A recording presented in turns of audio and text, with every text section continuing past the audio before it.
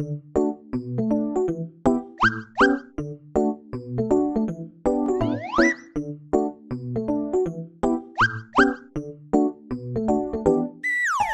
day everyone, it's me again, Eric Catig of St. Augustine School of Nursing, Quezon City.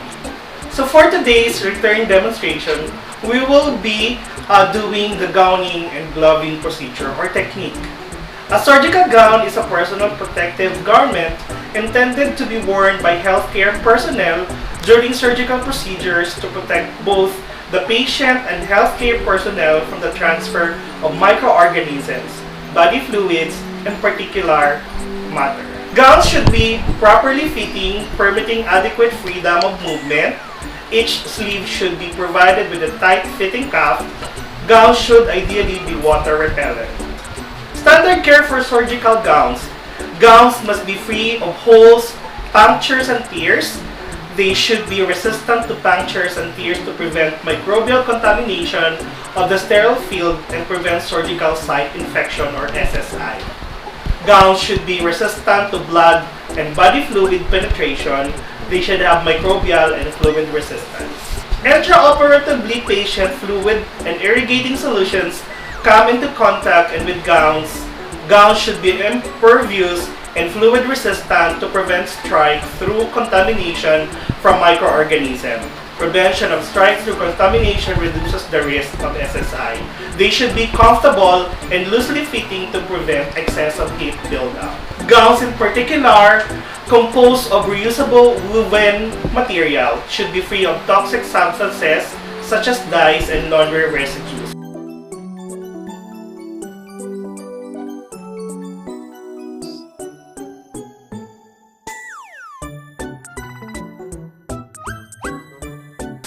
Flame-resistant gowns should be used especially when using lasers, fiber optics, electrosurgery within the sterile field. The gown should be lint-free as lint is recognized as a vector of causing SSI. Additionally, airborne lint serves as a medium for transport of microbes. Lint-free gowns minimize airborne contamination and spreading of particles into the surgical wound. It is recommended that woven fabrics with a thread count of 270 to 280 be used as sterile gown material. It is recommended that woven fabrics treated with chemicals to increase the barrier properties be used as sterile gowns. When donning a gown, one should touch only the back surface. If the outside of the gown is touched, it is deemed contaminated and it should be discarded. Gowns are folded with the back facing the scrub person to facilitate sterile gown. Scrub personnel should keep their hands and arms above the waist and away from the body of an angle of 20 to 30 degrees above the elbows. It is scrub hands and arms fall below waist level, they are considered contaminated. Then after donning, the parts which is considered sterile are sleeves, except the axillary area and the front from waist to level of the few inches below the neck opening, as well as being made of material that minimizes the passage of microorganisms and body fluids. Gowns should also be tear and puncture resistant. They should be lint-free to reduce particle dissemination into the wound or the environment. Okay, in doing the procedure of gowning, first you have to do the hand hygiene.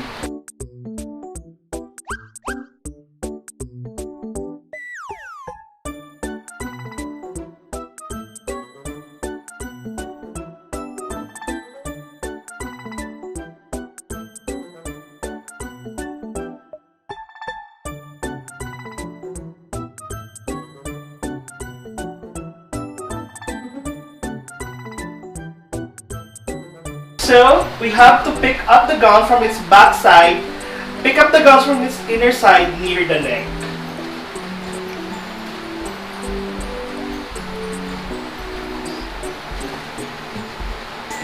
Then unfold the gown. Slide both arms inside, hands, arms into slits. Make sure that your elbow does not touch your waist area so that you will not be contaminated. this is still sterile area. Then slide the arms into the sleeves completely without protruding the fingers out of the cuff. Make sure that your fingers will not go out from the cuff of this sleeves. Gown at the back adjusted. Adjustment of the gown over the shoulder. Circulating stuff secures the gown at the neck.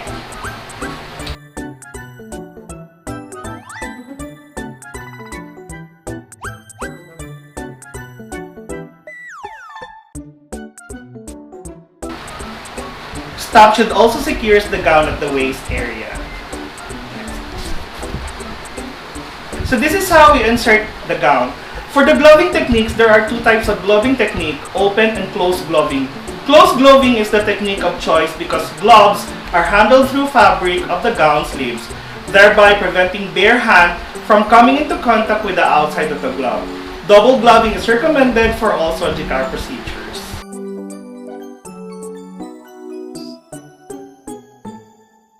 Hands are advanced into the sleeves of the gown till the cuff is reached. The glove pocket is open in such a way that the right glove faces the right hand. Pick up the glove by its folded cuff edge with the sleeve-covered right hand. Place the glove on the opposite gown sleeve, palm down, with the glove fingers pointing toward shoulder. The palm of the hand inside the gown sleeve must be facing upward towards the palm of the glove. Hold the bottom rolled edge of the glove to thumb and index finger. Grasp the uppermost edge of the glove's cuff with the opposite hand and stretch the cuff of the gloves over the hand. So have to stretch.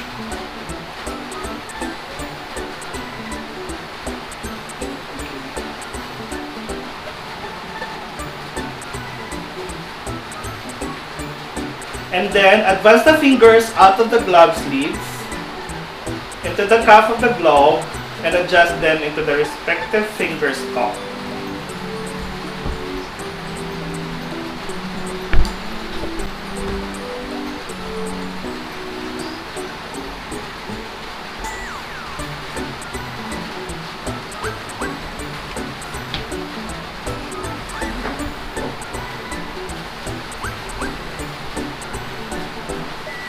And now we will adjust the gown.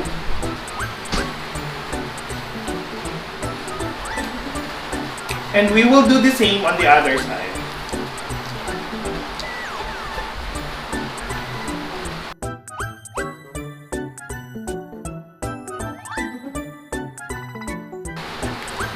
And then adjust the sleeves. As what I have mentioned earlier, double gloving is recommended.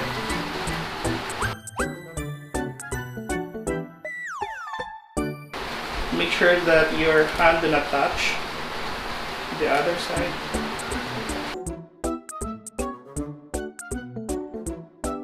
Just do not touch the sterile area.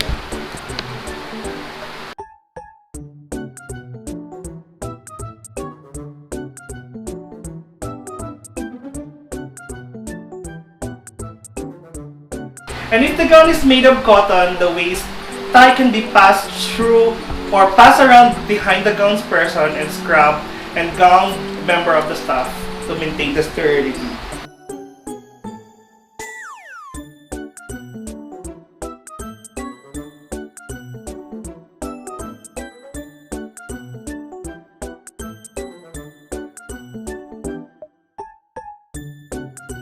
And if the gown is paper disposable one, the disposable tab attached to the waist tie can be handed to a non-sterile scrub member and staff to be passed around the waist. The disposable tab is then discarded.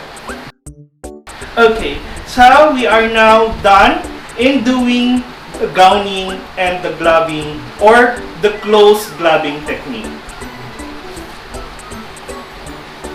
So there are rules to observe while wearing sterile gowns and gloves. Do not drop your hands below the level of the umbilicus or below the sterile working area, which is this one. Your hand should be like this or above your waistline or umbilicus. Never place hands behind the back. Glove hands must be kept within full view at all times. Do not tap glove hands under the armpits as axillary region is considered contaminated. Then never touch a sterile area with glove hands.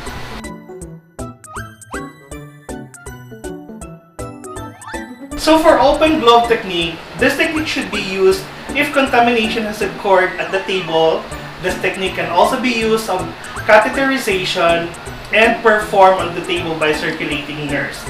The right hand is laid into the glove until there is a snug fit over the thumb, joints, and knuckles. The bare left hand should only touch the folded cuff. And the rest of the gloves remain sterile. We will do the same, so we have to touch also the cuff of the left gloves and then sleeve.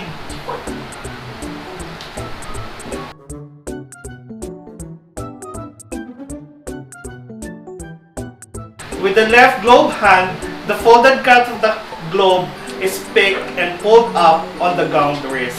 So we have also to cover it.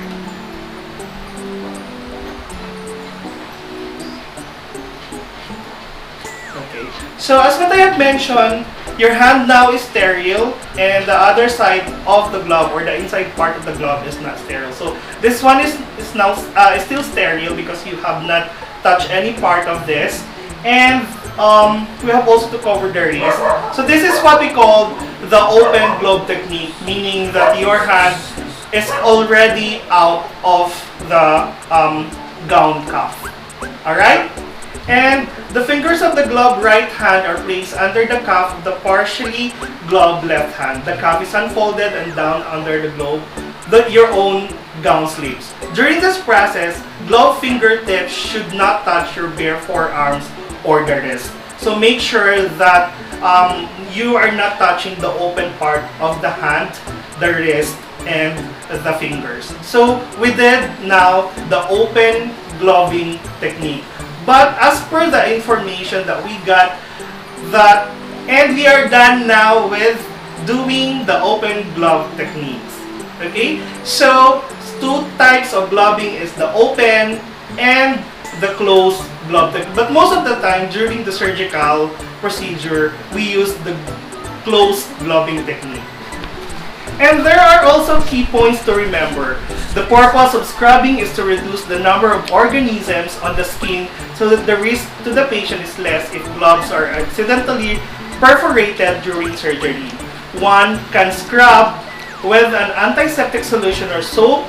Recommended scrubbing time is 2 minutes with antiseptic solution and 5 minutes with soap. Scrubbing time does not include rinsing. While wearing a gown, one should touch only the inside or back of the gown.